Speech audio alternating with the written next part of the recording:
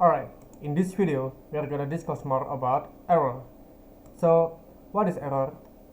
In Solidity there is three kind of functions that can throw an error.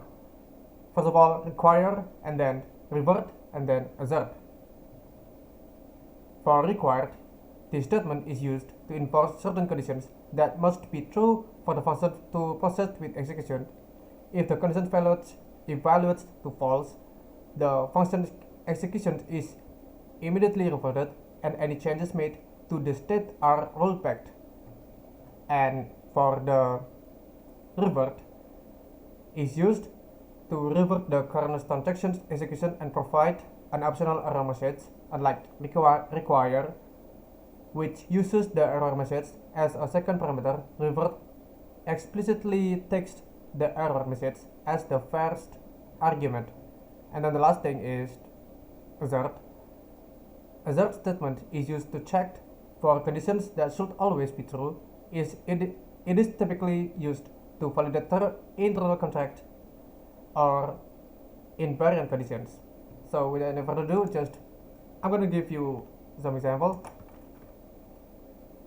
As usual, type the license and then pragma solidity of the current function. In this case, we're going to use 0.8.18, type contract and then error. First of all, I'm gonna talk about require, type function and then given the name with the test require of function, and then open up the argument or apprentice, type the data types. In this case, I'm gonna use unsigned integer of underscore I, and then public pure. It means we only used the local variable, and then type require, and then you have to give two or more the necessary argument of the required function and not the requirement function. And that in this case, type the variable of I, and I'm gonna give the I is less than or equals to 10. Otherwise, the variable of I are going to throw an error, and this error I'm gonna give the statement with I is equals to 10. Then open up here, ending up with semicolon. This function is called required function. And then I'm going to discuss more about revert function. Type function and then test revert, and that same thing like require, you have to give the data types inside of the argument, and then type public pure, open up the curly brace, and then in this function is a better condition if your code is nested in a lot of if statement. For example, if article I is greater than 10, open up the curly brace, and then revert, open up the apparatus, quote unquote, I less than or greater than 10. In this code will be a better condition if statement is a lot. So I'm gonna give you a direct example. More code. Another if in here.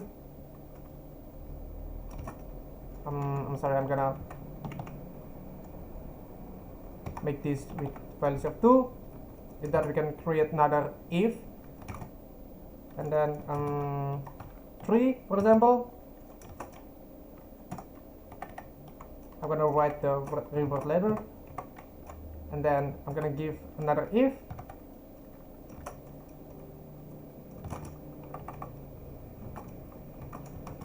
is greater than, for example, 5 up until 10 maybe, and then another if.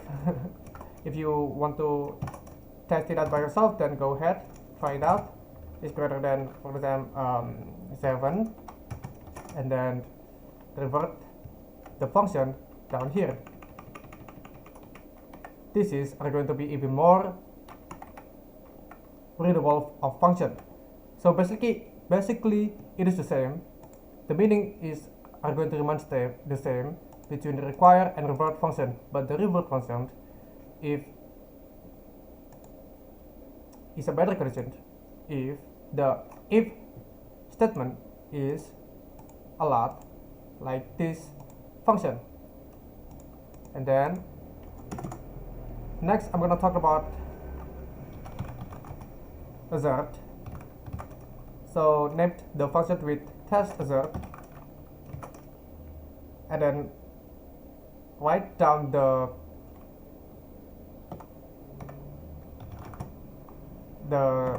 necessary data types.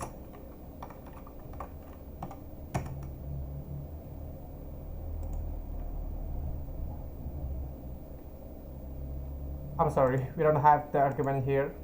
My mistakes. And then type public, and then few. So I'm gonna talk first and foremost about what is assert. So assert function is the condition that should always be true. If false, then there's gonna be a bug inside of code. So you can't make the variable of your data types outside of the assert function to update it. For example, outside of the function, we're gonna create some state variable like this, public, and then name it num, and then equals to 1, 2, 3 right here. And then so we have to use the few variable right here instead of pure variable, and then open up the curly brace, type assert,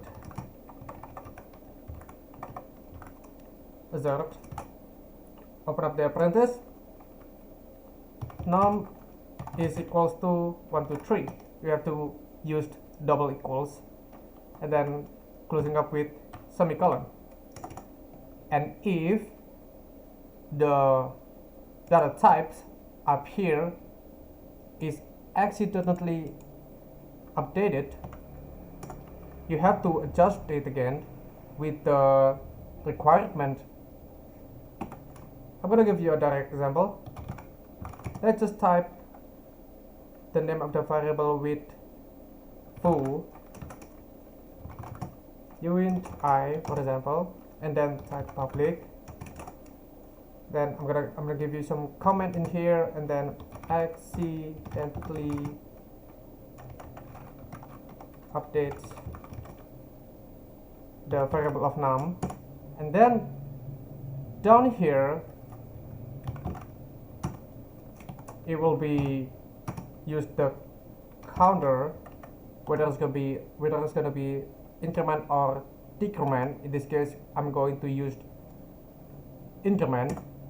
So we have to adjust it within the requirement of function. So I'm gonna type require, and then in this condition I'm gonna type underscore I is less than 10.